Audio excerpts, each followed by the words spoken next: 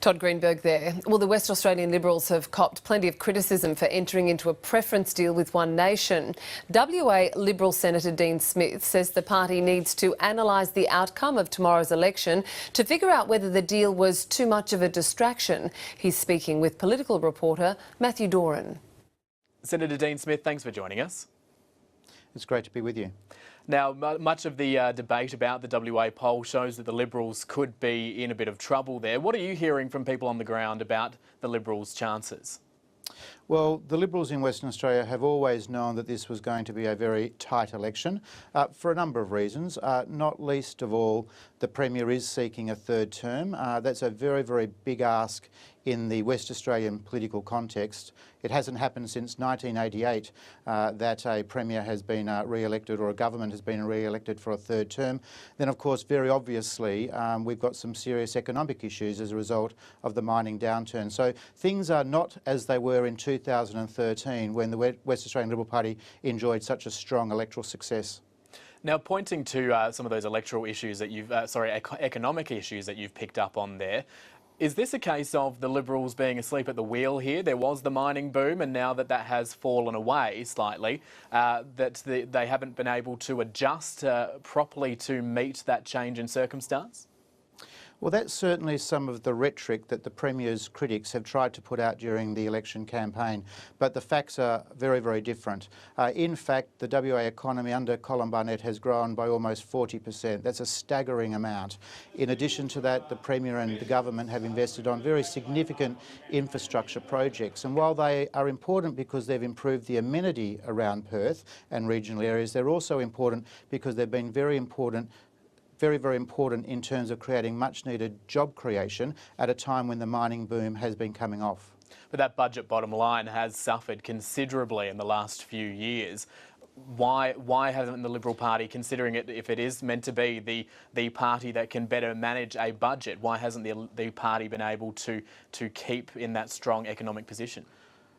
Well, when people look at the budget figures and particularly the deficit figures, people sort of misunderstand or misinterpret what's going on. The government itself, on behalf of taxpayers, has invested in considerably large and important infrastructure projects. Is there a concern that Colin Barnett, as Premier, is just a bit stale and that the party maybe should have looked for renewal? Well, I think it's important to wait to see what the results are. It's only Friday afternoon, of course. Wait to see what the results are.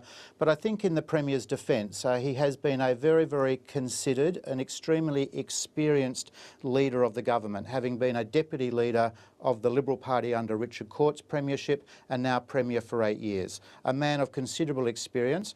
He is in many ways like the Charles Courts, like the Richard Courts. He has a very, very close and keen understanding of the mojo, of the tempo of the West Australian community. He might, as you put it there, have a strong sense of the mojo of the WA people, but something that does seem to have caught a lot of people by surprise, or at least unsettled people, is the decision to enter into this preference deal with One Nation. How much backlash do you think that there will be at the polling booths because of that decision to side with One Nation ahead of, say, the Nationals, who are traditionally the partners with the Liberals in government? Well, again, I think it's important to stick to the facts. The Liberal Party is preferencing the One Nation party ahead of other parties at the polls tomorrow in our lower house seats. I think the most important issue, or the more strategic issue that will be examined, is did the One Nation preference deal unnecessarily take oxygen out of the Liberal Party's campaign in the last few weeks, at a time when the Liberal Party needed that oxygen for itself to prosecute its case for another term in government?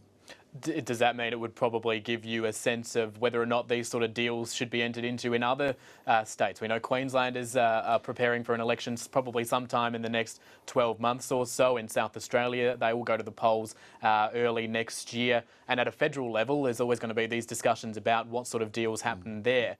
Well, every state and every election will have its own dynamics and will be fought in its own context.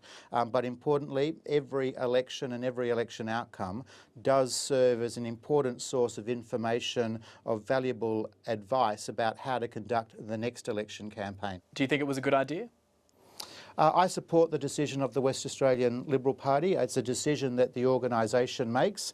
I'm privileged to be a senator. I'm a senator at their honour, at their behest. It's a decision for the party. They've taken the decision. I accept that decision, but I will be very, very keen to ensure that there is a proper analysis, a proper review after the event about the full consequences, the full effect, negative and positive, around this one nation preference arrangement.